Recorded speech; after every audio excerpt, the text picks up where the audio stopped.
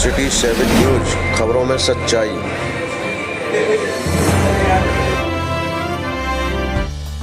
UP में तीसरे चरण में होने वाले मतदान की तारीख से पहले बिहार नीतीश सरकार के कैबिनेट मंत्री वीआईपी पार्टी के राष्ट्रीय अध्यक्ष निषाद समाज के नेता मुकेश सहनी हेलीकॉप्टर से टुंडला विधानसभा क्षेत्र के सियर देवी मंदिर के पास उत्तम सिंह इंटर कॉलेज पहुंचे, जहां उन्होंने निषाद समाज की जनसभा को संबोधित करते हुए कहा कि निषाद समाज को आरक्षण दिलाने के लिए वीआईपी पार्टी पूरे यूपी में 100 सीटों पर चुनाव लड़ रही है। इसलिए सभी एकजुट होकर वीआईपी पार्टी के प्रत्याशी पिंकी जग को वोट दें और भाजपा को हराने का काम करें, क्योंकि केंद्र की भाजपा सरकार निषाद समाज के आरक्षण में बाधा बनी हुई है, जबकि बिहार, बंगाल और दिल्ली में निषाद समाज को आरक्षण मिला हुआ है, लेकिन यूपी में नहीं। इसलिए पूरा समाज एक अपना अधिकार पाने के लिए एकजुट होकर भाजपा को हराने का काम करे।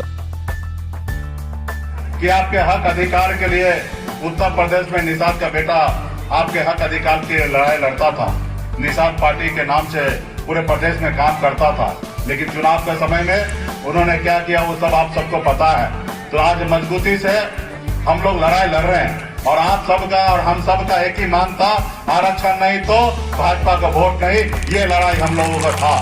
लेकिन आज कहीं ना कहीं वो लड़ाई को लोगों ने भूल गया, लेकिन ये आपका भाई, आपका बेटा बिहार में हमने याद रखा है और मजबूती से आपके बीच में आके हम लड़ाई लड़ रहे हैं। आज हम पूरे प्रदेश में चुनाव लड़ रहे हैं। किसके लिए लड़ाई लड़ रहे हैं? आपके लिए।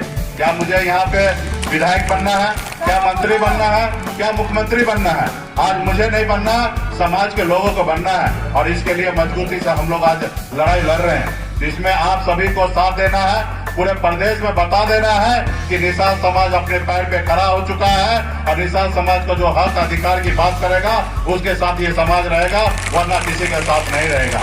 आज मजबूती से हम लोग काम कर रहे हैं, इसलिए आप लोगों के बीच में अपील करने के लिए आए हैं कि आप लोगों को दूसरे पार्टी को देख के सीखना है। आज देखिए किस तरीके से मुलायम सिंह यादव ने अपना सरकार बनाया। आज देखिए यादव भाई कहां से कहां पहुंच गया। बहन मायावती ने सरकार बनाया, उनके समाज कितना आगे निकल गया। तो पॉलिटिकल पावर ही, ये जो आरक्षण जो है वो आपका अधिकार है और बंगाल में आरक्षण मिल रहा है, दिल्ली में आपको आरक्षण मिल रहा है, लेकिन उत्तर प्रदेश में नहीं मिल रहा है। तो ये कहीं ना कहीं पॉलिटिकल आपके पास पावर नहीं है और जिस रोज आपके पास पॉलिटिकल पावर हो जाएगा उस रोज आपका आरक्षण मिल जाएगा। इस देश में पहले राजा के घर में बच्चा जन्म लेता था तो उसका बड़ा बेटा राजा बनता था, लेकिन लोकतंत्र में जिसके पास ज्यादा संख्या है वही व्यक्ति अपने लोगों को वोट देकर जिताएगा, वही व्यक्ति आपका विधायक बनेगा और जिसके पास ज्यादा विधायक होगा, वो ज्यादा विधायक जिसके पास होगा वो राज्य का मुख्यमंत्री बनेगा और जिसके पास ज्यादा सांसद होगा वो देश का प्रधानमंत्री बनेगा। आज आपने देखा कि पश्चिम में किस तरीके से किसान भाई ने आंदोलन किया, अपने हक अधिकार के लिए लड़ाई लड़ा और सरकार को झुकना पड़ा, सरकार को कृषि कानून वापस लेना पड़ा और आज देखिए किसान भाई के लिए बेहतर हुआ।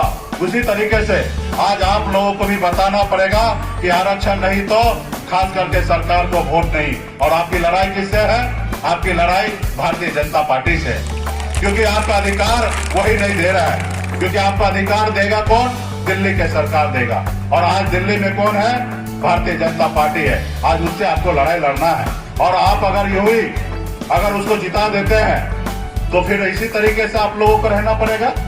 एक बार हराएंगे, डराएंगे, तब आपके सामने में झुकेगा। आज किसान भाई से डरा, देखा उत्तर प्रदेश में चुनाव होने वाला है, पश्चिम में लोग आंदोलन कर रहे हैं, अगर इनकी बात नहीं मानेंगे शायद उत्तर प्रदेश में हमारी सरकार नहीं बनेगा। उनसे तो डरा, लेकिन बिहार, उत्तर प्रदेश में 14-15% निषाद समाज का वोट रहने के बाद भी भारतीय जनता पार्टी डरा नहीं। उसको पता है कि निषाद समाज के कुछ नेता को खरीद लेंगे और निषाद समाज का वोट हमारा जागीर है और हमारे पास आ जाएगा। तो ये आप लोगों को सिद्ध करना है कि निषाद का वोट क्या बिकाव है, क्या अपने हक अधिकार, अपने आने वाला पीढ़ी, अपने बच्चे के लिए लड़ने वाला है, ये आपको सिद्ध करना है। अगर उत्तर प्रदेश में भारतीय जनता पार्टी को हरा देते हैं तो भी आपका काम हो जाएगा, क्योंकि उसको एहसास हो जाएगा कि उत्तर प्रदेश में निषाद समाज हमसे कट चुका है और 2024 से पहले निषाद को आरक्षण लागू नहीं करेंगे तो शायद मुझे 2024 में दिल्ली का भी कुर्सी खाली करना पड़ेगा। तो इसके लिए हमें लड़ाई लड़ना है और लड़ाई लड़ने हैं। एक बार लड़ेंगे, गिरेंगे, फिर लड़ेंगे, फिर गिरेंगे, फिर लड़ेंगे, तभी तो वो समय आ जाएगा जब हम जीतेंगे। आप लड़ाई ही नहीं लड़िएगा तो फिर क्या कैसे जीतिएगा? तो आपको लड़ाई लड़ना है और फिर तो जनता मालिक है। बरसों से निषाद समाज आरक्षण की लड़ाई लड़ रहा है, लेकिन ये जो दिल्ली की सरकार है वो कहीं ना कहीं हम लोगों को अनदेखा कर रहे हैं। आज मान समान अधिकार के लिए हम लोग खुद लड़ रहे हैं और निश्चित तौर पे हमारी पार्टी अगर उत्तर प्रदेश में किंग मेकर बनेगा तो हमारा एक ही रहेगा कि लोग कहते हैं अपने दिल से जानो पराए दिल का हाल। मैं खुद एक गरीब का मछुआरा का बेटा हूँ। मुझे पता है कि पूरे बिहार में, उत्तर प्रदेश में, झारखंड में गरीब समाज को लिए ज्यादा से ज्यादा हमें रोजगार की व्यवस्था करना पड़े, ताकि हमारा युवा पीढ़ी जो दूसरे प्रदेश में जाके उसको रोजी रोटी के लिए भटकना ना पड़े। सबसे पहला हमारा मुख्य उद्देश्य होगा कि रोजगार से लोगों को जोड़ना, उनके लिए फैक्ट्री की व्यवस्था करना, लॉ एंड ऑर्डर की व्यवस्था करना, हर सुविधा देना जो गरीब का अधिकार होता है। क्योंकि आपको पता होगा कि राज्य सरकार हो या केंद्र सरकार का खजाना, हर एक खजाना पे सबसे पहला अधिकार होता है वो गरीब का। लेकिन आज की तारीख में वो खजाना पे कहीं ना कहीं अडानी का कब्जा है या अंबानी का कब्जा है। हमारा उद्देश्य होगा कि हम गरीब का बेटा के उस खजाना तक पहुंचाएंगे, उनके हक अधिकार के लिए, किसान के लिए, हर एक जगह पे युवा के लिए काम करेंगे, ताकि युवा का भविष्य बेहतर होगा, गरीब समाज का भविष्य बेहतर होगा। भाजपा को हराने की बात कर रहे हो, निश्चित तौर पे बिहार में आप सुनिए सर, बिहार में आप किंग मेकर के रूप में बता रहे हैं, आप किंग मेकर हैं। वहाँ पे आप भाजपा को वहाँ क्यों नहीं समझते? देखिए, वहाँ पे हमारी अपनी सरकार है, माननीय मुख्यमंत्री नीतीश कुमार जी के नेतृत्व में सरकार है और हम उनके भाजपा एक सहयोगी है।